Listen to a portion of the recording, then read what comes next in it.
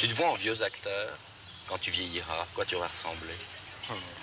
Il y a les vieux du cinéma, il y a Brasseur, il y a Simon. Comment jamais vieux? Non, je serai jamais vieux. C'est-à-dire? Moi, vieux, c'est pas dans les... C'est pas dans la... On devient vieux à partir du moment où on a peur du lendemain. C'est à ce moment-là qu'on devient vieux. J'ai peur de jamais... J'essaierai de ne jamais avoir peur du lendemain. Tu aimes ta tête? Ouais, je me trouve beau. Ouais. Et si tu deviens chauve? Je suis déjà chauve. Je me trouve beau. Chauve, tu te plais? Ah oui, très bien. Je trouve que ça me donne un certain charme.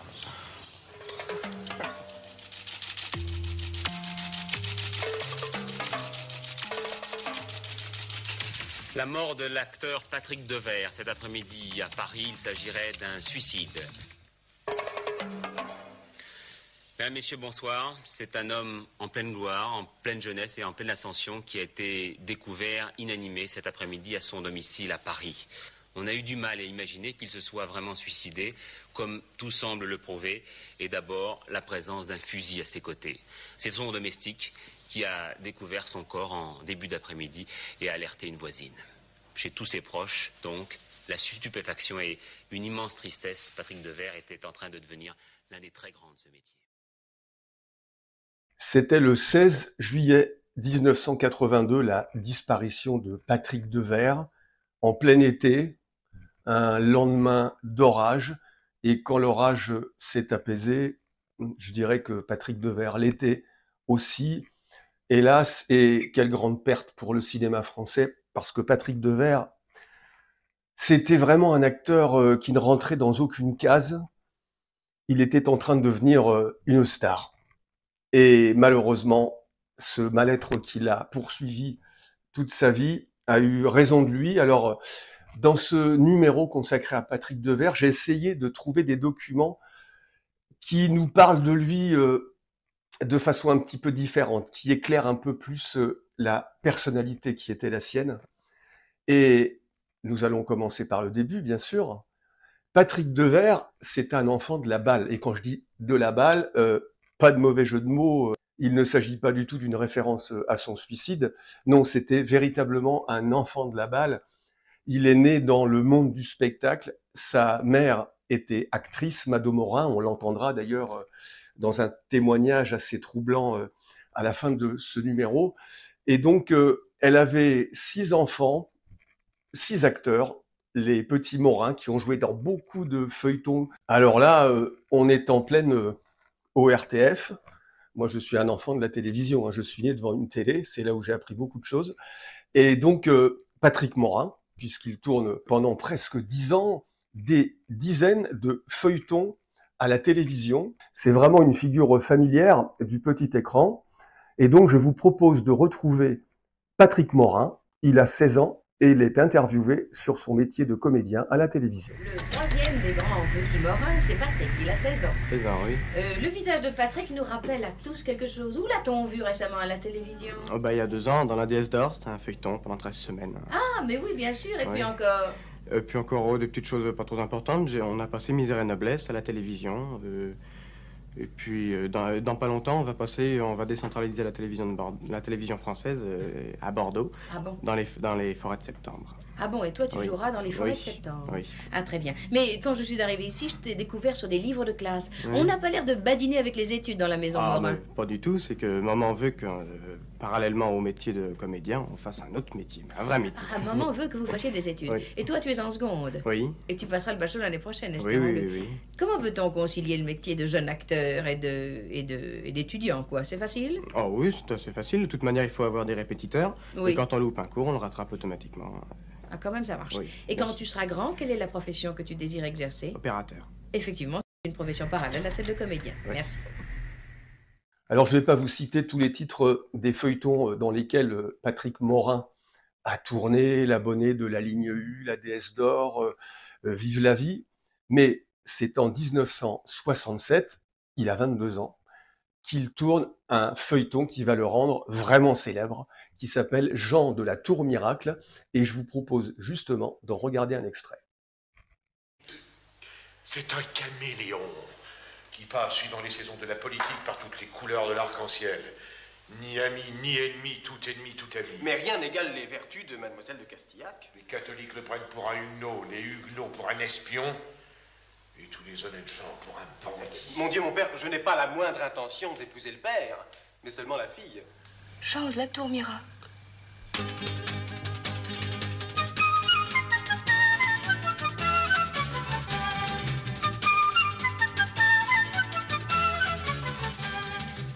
Et pour vous montrer à quel point Patrick Devers est devenu maintenant un nom connu et un visage reconnu du petit écran, il est l'invité, il fait partie des invités. Vous savez, autrefois, du temps de l'ORTF, le passage au Nouvel An, c'était quelque chose de très important dans les programmes télévisés. Et Télé 7 jours, par exemple, faisait un superbe numéro télévision spéciale Réveillon. Et Patrick Devers, le soir du 31 décembre, les émissions étaient en direct à cette époque-là. Ce n'était pas mis en boîte comme aujourd'hui, où on perd toute la saveur de la télévision. Je crois que quelquefois, on devrait revenir un peu aux bonnes vieilles recettes de l'ORTF. Peut-être qu'il y aurait des choses plus intéressantes à regarder. Et donc, le soir du Réveillon de 1967, le voici, Patrick Devers, en compagnie de Denise Fabre. Alors, vous allez voir, c'est un Patrick Devers qui n'est pas encore le Patrick Devers avec sa moustache, qui est le jeune premier. Regardez, Patrick Devers, lors du Réveillon de la première chaîne de l'ORTF, le 31 décembre 1967. Je n'en crois pas mes yeux. Tout à l'heure encore, il avait l'apparence d'un héros historique, et maintenant le voilà en smoking. Patrick Devers, c'est un véritable changement à vue. Non, enfin, Denise, vous ne voyez pas me promener dans mon costume de Jean de la Tour Miracle. C'est la Saint-Sylvestre ce soir, c'est pas le mardi gras. À propos de Jean de la Tour Miracle, vous pouvez bien me faire un petit plaisir, Patrick. Oh, mais même un gros, Denise. Eh bien voilà, je suis très curieuse. Laquelle des deux choisissez-vous finalement, Madeleine ou Corisande? Ah non, tout, mais pas ça. Non, ça je ne peux rien dire. Oh non, puis je ne le répéterai à personne. Puis ce sera mon cadeau de fin d'année. Non, soyez gentil, mon petit non, Patrick, non, dites-le moi. c'est impossible. En fait, il y a eu vraiment Patrick Morin et Patrick Devers.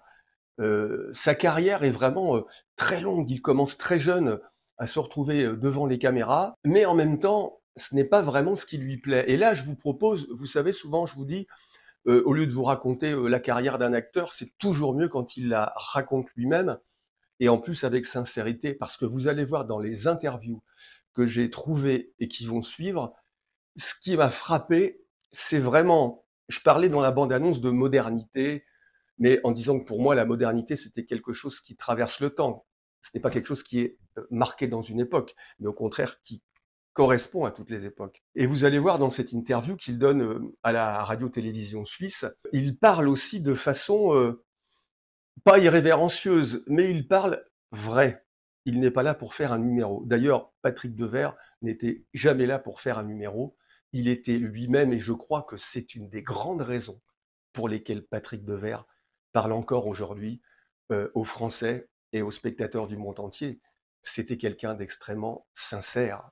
C'est tellement rare, la sincérité au cinéma.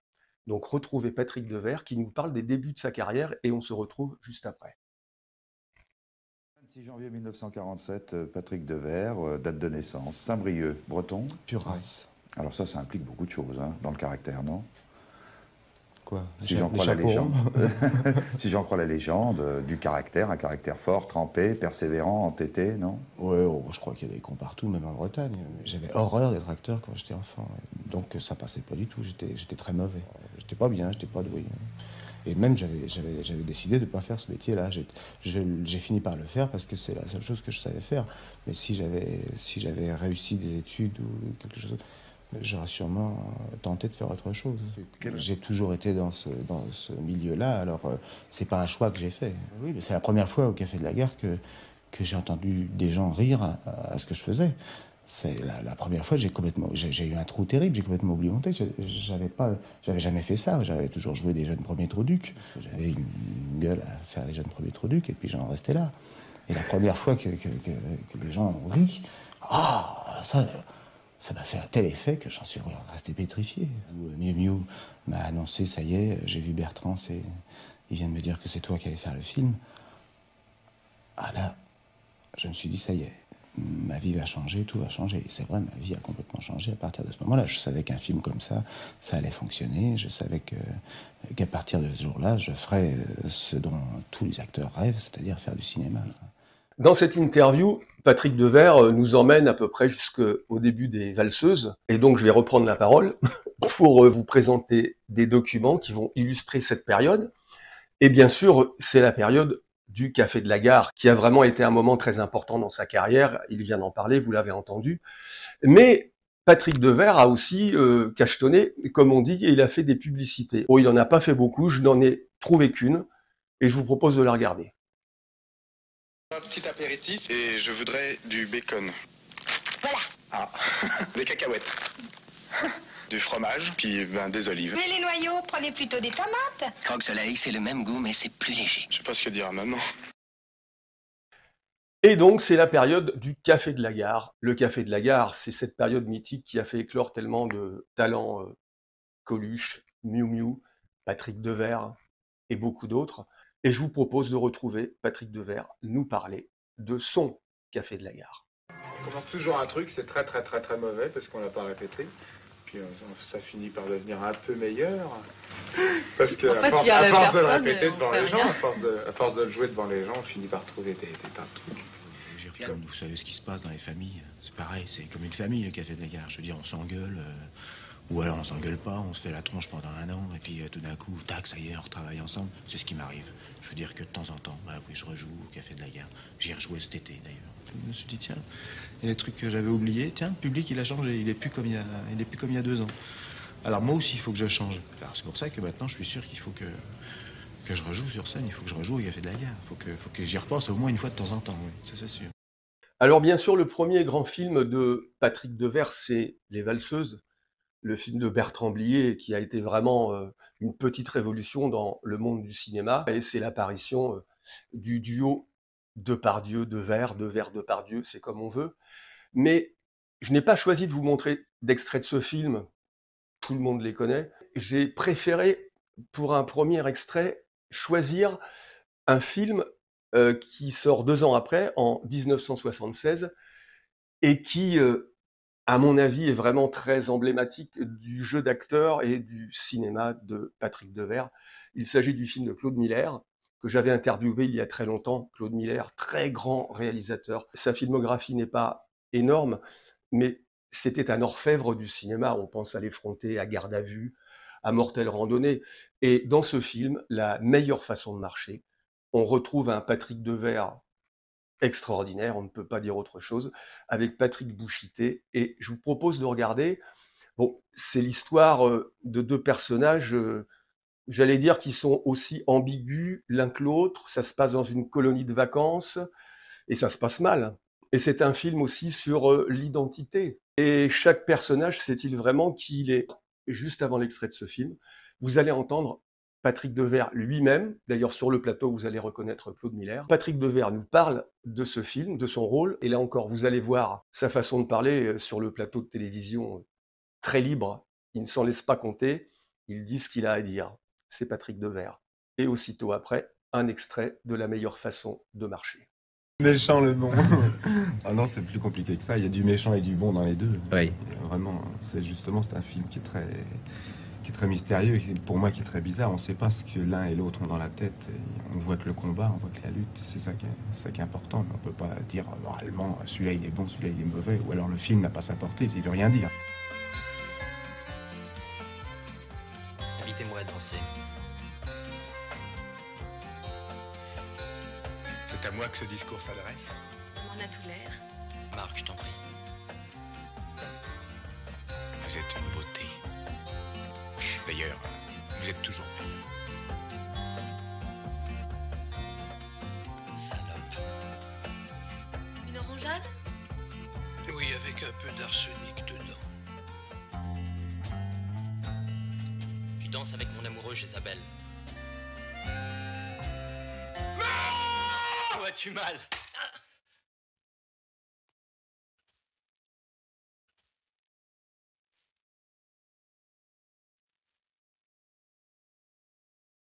En 1977 sort un des très très bon film de Patrick Devers. Il s'agit de Le juge Fayard dit le shérif, tourné par Yves Boisset. On va d'abord entendre d'ailleurs Patrick Devers parler de son rôle, une fois de plus avec une très grande liberté. Et je voulais rajouter une chose par rapport à ce que je vous disais tout à l'heure sur le jeu de Patrick Devers, sur le fait qu'il était un modèle aujourd'hui pour les jeunes acteurs et les jeunes actrices. Il y avait autrefois un prix Jean Gabin que l'on décernait aux acteurs et actrices en devenir. Et il y a quelques années, on a transformé ce prix Jean Gabin en prix Patrick Devers. Eh bien, je crois que ça veut tout dire. Si vous avez vu le numéro que j'ai consacré à Jean Gabin, et j'ai parlé plusieurs fois de Jean Gabin, c'est pour moi le plus grand acteur du monde, à mon avis, à mon humble avis, chacun le sien. Et Jean Gabin, c'est l'acteur du naturel, ce jeu très naturel qui s'est quand même un peu perdu aujourd'hui. Mais Patrick Devers était aussi un héritier de Jean Gabin. Et ce jeu naturel qu'incarnait Jean Gabin, on le retrouve chez Patrick Devers. Et d'ailleurs, si on regarde, il est mort à 35 ans, Patrick Devers. Regardez les films de Jean Gabin d'avant-guerre. Pépé le Mocco, Le jour se lève, La Bandera, Le quai des brumes. On y voit un jeune homme qui est aux prises avec la société. Les rôles que jouait Jean Gabin avant la guerre auraient tout à fait pu être interprétés par Patrick Devers. Je vous laisse réfléchir là-dessus. Je reviens à ce très bon film d'Yves Boisset, Le juge Fayard dit le shérif. En voici un extrait, avec juste avant ce que pense de ce rôle Patrick Devers, comment il s'est mis dans la peau. Je vous rappelle que ce film, c'est l'histoire vraie de l'assassinat du juge Renaud à Lyon dans les années 70. Regardez Patrick Devers, Le juge Fayard dit le shérif. Parler un petit peu avec des juges d'instruction parce que je ne comprends pas comment on pouvait être juge d'instruction, donc je ne pouvais pas comprendre comment je pouvais interpréter un personnage comme ça. Je ne comprenais pas comment on pouvait devenir juge d'instruction. Je leur ai dit, mais comment vous vous permettez, parce qu'avec Poisson on a rencontré quelques juges, on dit comment vous vous permettez de pouvoir penser à la place des autres, de pouvoir dire ce personnage-là est coupable, de vous considérer comme le bon Dieu. Enfin, ces gens-là, on dit c'est une chose à laquelle on refuse de penser, on n'y pense pas. Nous sommes des fonctionnaires, nous avons notre métier. Ils sont très très très cyniques. Et ça m'a... Alors là, je me suis dit, ah bah voilà, alors maintenant je peux le jouer, ça y est, j'ai compris. Ubu? Ubu, tu es là?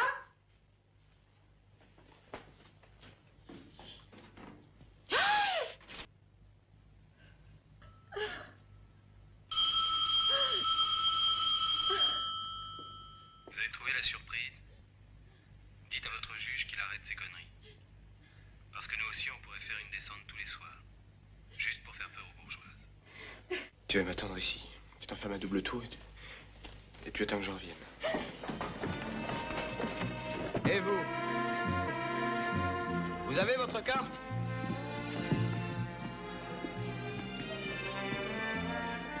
À la prochaine menace. Au plus petit incident concernant Mademoiselle Louvier, je vous ferme la boutique, moi. Je pose des CD, j'embarque tout le monde. Et je commence par vous. Qu'est-ce qu'il dit? Il est sous. Allez, venez. Monsieur le juge, je vous en prie. Écoutez, rentrez chez vous. Allez vous reposer. Enfin quoi, vous êtes juge? Où vous croyez-vous? Dans un bordel? Dans un bordel? L'année suivante, en 1978, Patrick Devers retrouve Bertrand Blier et Gérard Depardieu, ainsi que Carole Laure, qui est au générique de Préparez vos mouchoirs, qui est une comédie où l'on voit aussi Michel Serrault, qui fait une composition magistrale. Je ne vais pas vous proposer un extrait du film, mais une interview de Patrick Devers qui fait la promotion de ce film. C'est une émission à la télévision canadienne au Québec. Et vous allez voir, les questions du journaliste sont un peu bizarres. On ne sait pas s'il veut se donner un style. On ne sait pas, mais Patrick Devers est un peu interloqué par les questions et par ce que lui dit cet intervieweur. Et je vous laisse regarder, vous allez voir une fois de plus.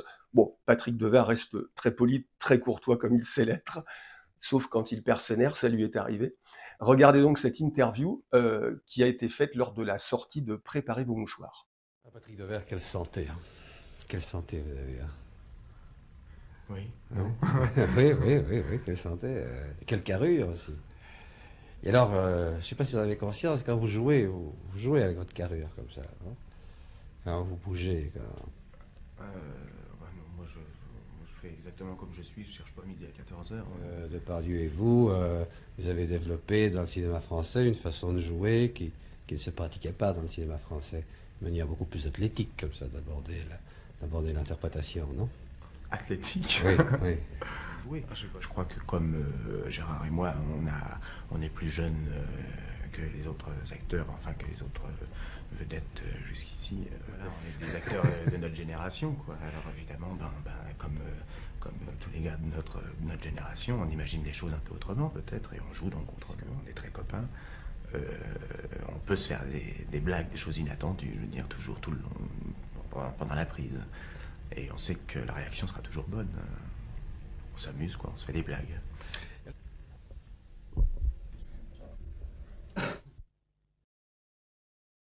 En 1979, deux films très importants dans la carrière de Patrick Devers. Le premier, c'est le film de Jean-Jacques Hano, Coup de tête.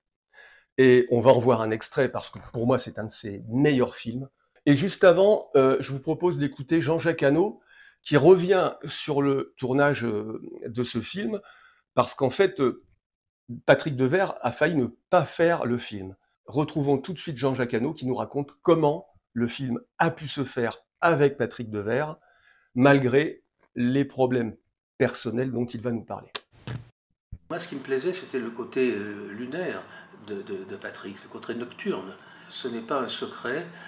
Le problème que j'ai eu, c'est que mon producteur, qui était Alain Poiret chez Gaumont, ne pouvait pas accepter de le prendre car il n'était plus assurable. Il n'était plus assurable parce qu'il consommait beaucoup de substances. Et je me souviens, je l'ai invité dans un restaurant aux Champs-Élysées et je lui ai dit: Patrick, tu sais très bien que j'ai vraiment envie de toi, je pense que toi tu es le rôle. Mais on ne va pas pouvoir le faire parce que tu n'es plus assurable. Là, il m'a regardé longuement, vraiment très longuement, et les yeux s'encillaient. Il m'a dit: j'arrête. Et il a arrêté. Je lève donc mon verre à François Perrin. Numéro 9 sur le terrain, mais ce soir, à cette table et dans nos cœurs, numéro 1. Je lève mon verre au tas d'ordures qui m'entourent. Il y a de quoi remplir une sacrée poubelle. Si c'est une plaisanterie, j'avoue que je ne la trouve pas très drôle. Silence! C'est l'histoire d'un mec qui viole une fille. Et comme on a besoin de lui pour jouer au foot, on accuse un pauvre connard. Vous la connaissez, président? Ouais? Je vais la raconter. Asseyez-vous! Vous serez bien pour rigoler! Asseyez-vous! On ne bouge pas! S'il y en a un qui se lève, je raconte tout à la presse. Tout ce que je sais. On se tait! C'est moi qui parle, maintenant. Et donc toujours en cette année 1979, l'autre grand film qui a marqué, qui est peut-être celui qui a le plus marqué la carrière de Patrick Devers aux yeux du grand public, c'est bien sûr Série Noire d'Alain Corneau. On a dit beaucoup que ce film, que le personnage qu'il interprétait avait beaucoup influé sur son mental déjà fragile, parce que bon, Patrick Devers, il était à la fois fort et fragile, mais c'est un peu le cas de tout le monde. Et j'ai choisi une scène parce qu'il est impossible de ne pas parler de Série Noire. Et cette scène, vous l'avez sans doute vue, peut-être si vous ne l'avez pas vue, vous allez voir à quel point son jeu, il ne truque pas. Patrick Devers, ce n'est pas quelqu'un qui triche, ce n'est pas un truqueur. Il joue avec son âme. C'était vraiment un acteur très exigeant, qui ne choisissait pas les rôles les plus faciles. Il cherchait toujours à faire quelque chose de différent à chaque fois. Et surtout, quand il jouait, il était vraiment le personnage qu'il incarnait. Je crois que c'est vraiment très rare. Souvent, je vous dis que bon, il y a beaucoup de bons acteurs, mais c'est un jeu assez théâtral. Il y a des acteurs quand même qui sont souvent très cabots, hein, qui font un peu toujours la même chose, qui trichent un peu, qui font une interprétation du réel. Patrick Devers, pas du tout. Il est vraiment le personnage, il le vit tellement à l'intérieur. Et dans la bande-annonce de ce petit numéro, je vous disais que Patrick Devers est un exemple encore, je crois, pour les jeunes actrices et les jeunes acteurs. Il incarne quelque chose, un modèle qui est très fort, parce que justement, ce modèle vient de la vérité, de sa vérité intérieure. Et c'est très dur de montrer sa vérité intérieure. Mais c'est à ce prix, je crois, qu'on devient un véritable artiste. Et Patrick Devers, c'était un véritable artiste avec un A majuscule. Regardez Patrick Devers dans Série Noire.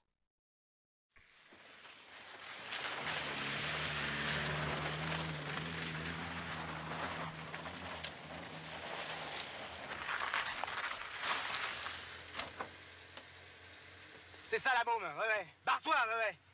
Va te faire tringler chez les flics. Salope! C'est à cause du fric que t'es venu me chercher. Non! C'est ça que tu voulais, non? C'est ça qui t'excite, non? Mais dis-le! Dis-le qu'il y a que ça qui t'excite! C'est quand même pas moi! Qu'est-ce que t'en as branlé d'un connard comme moi? Connard! Pauvre connard! Pauvre connard!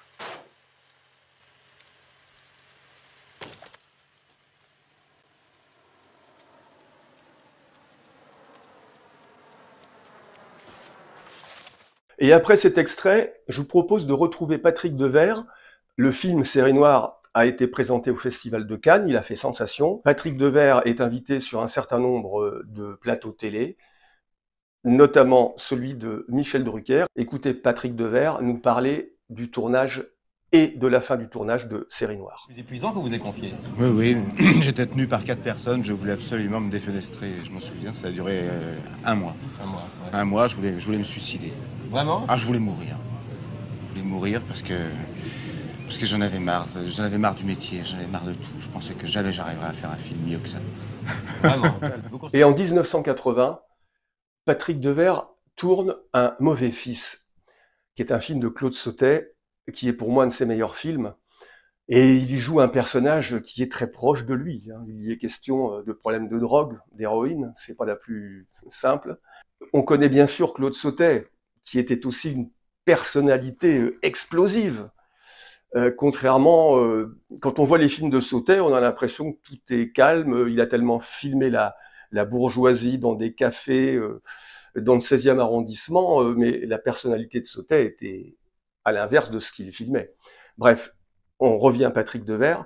Et voilà, regardez ce passage de Un mauvais fils. Et dans cet extrait, on retrouve Claire Morier, très grande actrice, et Yves Robert. Yves Robert qui a été producteur, réalisateur, qui avait laissé un peu de côté sa carrière d'acteur. Et il joue le père de Patrick Devers dans cet extrait. Regardez ce film, un très grand film de Patrick Devers, Un mauvais fils.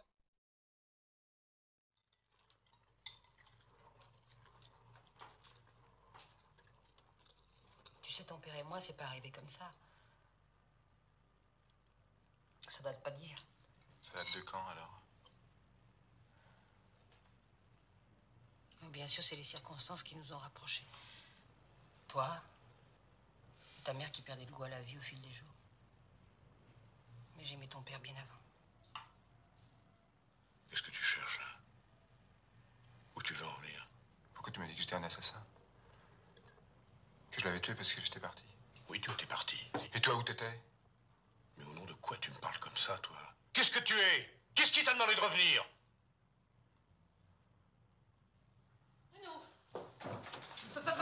Relâche-moi, toi, t'es comme lui, vous êtes deux salauds. Non, retire ça, toi. Tu entends? Retire ça tout de suite, tu entends?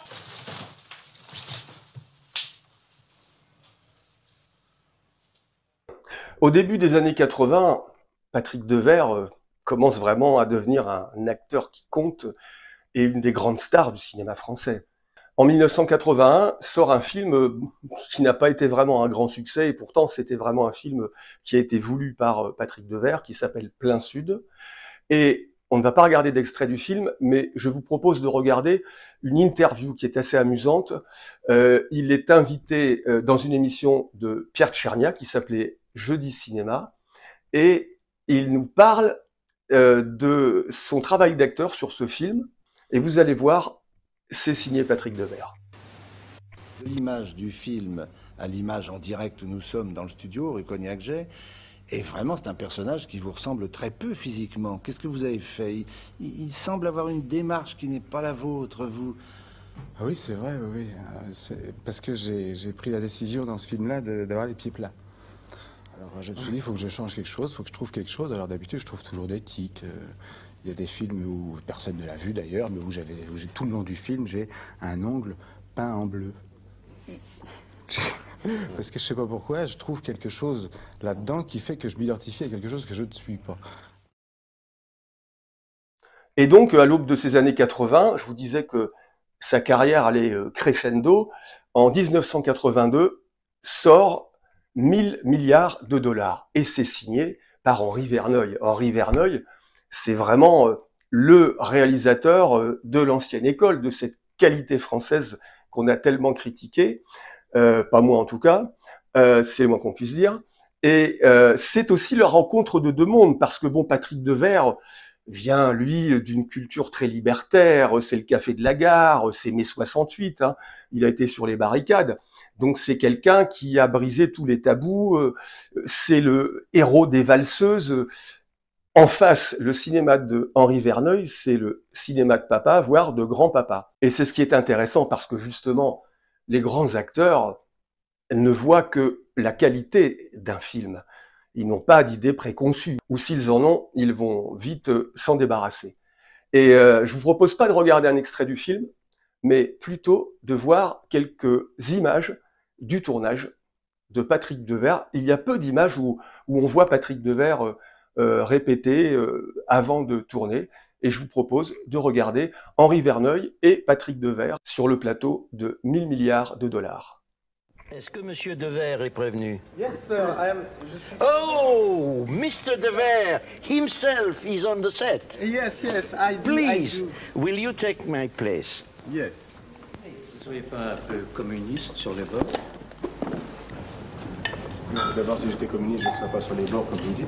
Et puis réfléchissez, je serais journaliste à la télé. C'est vrai, mais faites un peu attention à ce que vous dites, vous ne vous rendez pas compte. C'est votre faute.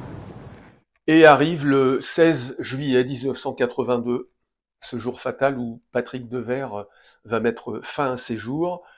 Il était en train de préparer le tournage de Claude Lelouch édité Marcel. Vous voyez derrière moi des images tournées par Claude Lelouch la veille de la mort de Patrick Devers. Il devait y incarner Marcel Cerdan. Ce n'est pas lui qui tournera le rôle, le film se fera quand même. Évidemment, on peut imaginer que le film avec Patrick Devers aurait certainement été meilleur, bien évidemment. Et donc le 16 juillet 1982, c'est l'été, il fait une chaleur énorme. La veille, il y a eu un orage énorme sur Paris. Le temps s'est remis au beau, la pluie a balayé tout ça, et Patrick Devers s'est tiré une balle dans la tête avec un fusil qu'il avait chez lui. Et la veille, il avait donné une dernière interview à une télévision québécoise. J'ai retrouvé ces images, ça a été très dur, j'ai essayé de les arranger parce qu'elles étaient en très mauvais état. Mais vous allez voir, ça pose, je crois, toute la question du suicide. C'est une question d'ailleurs auquel il n'y a pas de réponse. C'est comme ça. Et la personne qui veut mettre fin à ses jours, vraiment, quand ce n'est plus un appel au secours, mais une décision de s'en aller, eh bien, n'en laisse rien paraître. Et c'est ce que vous allez voir dans cette dernière interview de Patrick Devers, qui tire sa révérence avec ce sourire qu'il avait et qui parle d'un avenir hypothétique qui se terminera le lendemain matin. Voici la dernière interview de Patrick Devers. Attendez, on est en 82? 82, ouais, juillet 82. Ouais. La veille du 14 juillet. Alors en 83, il sortira. Au cours de l'an prochain. Oui, je pense. Moi, dès que je tourne pas, dès que je travaille pas, je suis chez moi, je tourne en rond, je contemple mes doigts de pied, je m'ennuie. Alors, mon métier, c'est de faire des films, mon métier, c'est de tourner. Est-ce que vous faites du cinéma pour durer très longtemps? Ben, j'aimerais bien, ouais. J'ai toujours gardé du Québec beaucoup de respect, parce que bon, bah, vous êtes le pays qui parle la même langue que nous. À peu de choses près. Quelques expressions près. Ouais. Mais enfin, Moi, j'avais eu même l'idée à un moment, quand j'essayais de faire des paroles de chansons et tout, d'écrire des paroles en français, puis de les envoyer à un copain québécois, puis qu'il me les traduise en langue québécoise, et puis moi, j'aurais dit, voilà ce que j'ai écrit. Pas mal. Il n'aurait pas eu à traduire, il a seulement eu à adapter. À adapter, voilà, c'est ça. Patrick Devers, merci de nous avoir reçus chez vous. Alors évidemment, on pourrait imaginer ce qu'aurait été la carrière de Patrick Devers, parce que mourir à 35 ans, c'est quand même un peu jeune. Et je vous en ai parlé en début de ce numéro. Je vais vous montrer une interview de la mère de Patrick Devers, Mado Morin, qui était elle-même comédienne et avec qui, ce n'est un secret pour personne, il a entretenu des rapports pour le moins orageux. Ils en sont même venus aux mains une certaine fois. Bon, Patrick Devers, c'était quelqu'un d'assez explosif par moment. C'était un écorché vif. Et cette interview que donne Mado Morin à TF1, elle a 91 ans quand même, hein, et regardez-la, franchement, on lui donne 20 ans de moins.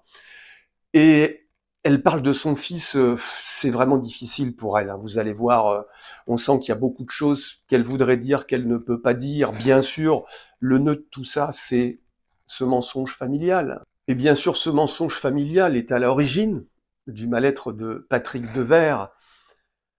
Et malheureusement, ce sont des histoires que l'on retrouve dans beaucoup de familles. Et vous allez voir que Mado Morin, malheureusement, ne peut pas réparer les choses, le mal est fait. Écoutez Mado Morin, la mère de Patrick Devers, parler de son fils. Non, il est né dans le ventre d'une mère qui n'a pas cessé de pleurer pendant 9 mois. Pas cessé de souffrir pendant 9 mois. Parce que le père de Patrick n'a jamais reconnu cet enfant. Non. Non. Et vous vouliez cet enfant? Bien sûr, je le voulais. C'était l'enfant de mon amour, de mon plus grand amour. Je ne pouvais pas ne pas l'aimer, ne pas le désirer. Et vous pensez que la souffrance de Patrick a commencé là? Mais bien sûr. On sait qu'une femme enceinte qui est malheureuse, elle donne à cet enfant qu'elle porte sa douleur. J'ai pensé même au suicide. Et il a fallu donc attendre que Patrick ait 17 ans pour qu'un jour, vous lui disiez que son père n'était pas son père, c'était un autre homme que vous aviez aimé autrefois. Pourquoi vous avez attendu qu'il ait 17 ans pour qu'un jour il apprenne ça? Je n'osais pas lui en parler. Et comment il a pris la nouvelle? Il s'est amené tout bêtement en disant « Bon, écoute, alors, je suis au courant, alors, parle-moi de ce bonhomme qui m'a laissé tomber. » Tous les parents devraient dire la vérité à leur enfant. On ne doit pas mentir à un enfant. Et même son amour pour moi, il le cachait. Il m'en a voulu beaucoup de lui avoir menti, vous savez. Il m'en a voulu beaucoup. Moi, je me suis suicidée 2 fois, mais à chaque fois, je me suis rendu compte que c'était un appel au secours, que je voulais mourir pour exister. Mais lui voulait vraiment mourir. Il en parlait tout le temps.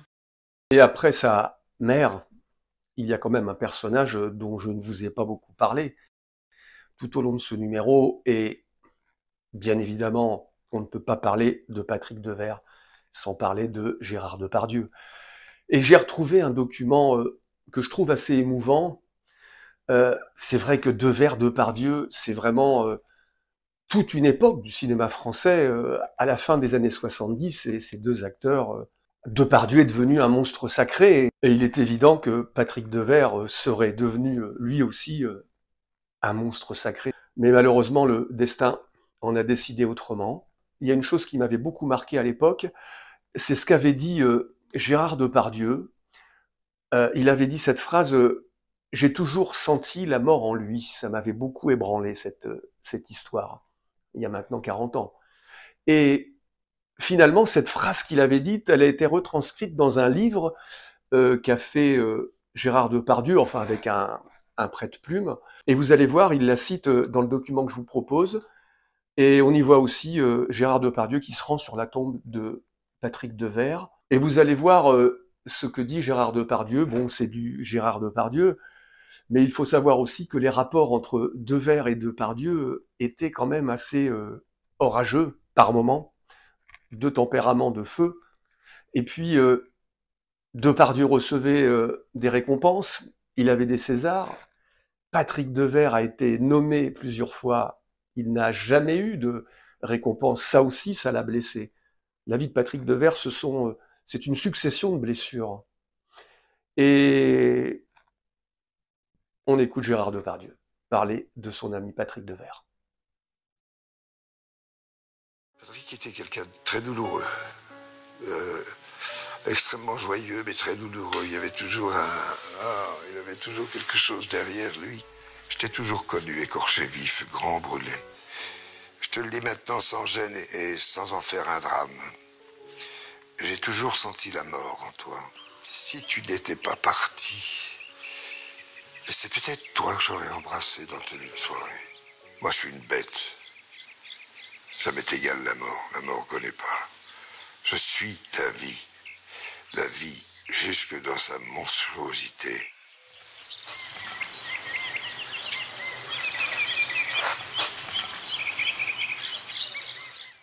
Voilà, j'ai essayé de vous raconter Patrick Devers à ma façon, en essayant de, non pas de comprendre la mécanique qui l'a conduit à se donner la mort, mais comment il a mené sa carrière, les choix qu'il a faits. C'était quelqu'un de libre. C'est tellement rare, les gens libres, qui a fait ses propres choix, qui a assumé ses choix, qui a certainement souffert, mais cette souffrance certainement était à l'origine de son talent, c'est terrible à dire. Mais quel acteur, Patrick Devers. 40 ans après sa mort, vous vous rendez compte, 42 ans après sa mort, c'est un acteur, c'est un nom qui parle encore à beaucoup de gens et qui parle aussi à beaucoup de jeunes actrices et acteurs. Patrick Devers, il est vivant, il est toujours vivant. C'est le nom que j'ai voulu donner à cet épisode. C'est ce qui m'est venu à l'esprit. Je crois que Patrick Devers est toujours vivant. Son jeu, sa personnalité, absolument pas démodé. C'est Patrick Devers. Voilà. Je m'attaquais à un gros morceau en parlant de Patrick Devers parce que franchement, on peut pas parler de Patrick Devers en faisant n'importe quoi. Et j'espère que ce portrait vous aura plu. Et une fois de plus, en parlant de Patrick Devers, là je crois que c'est vraiment l'occasion de le dire, le cinéma est plus fort que la vie. À bientôt.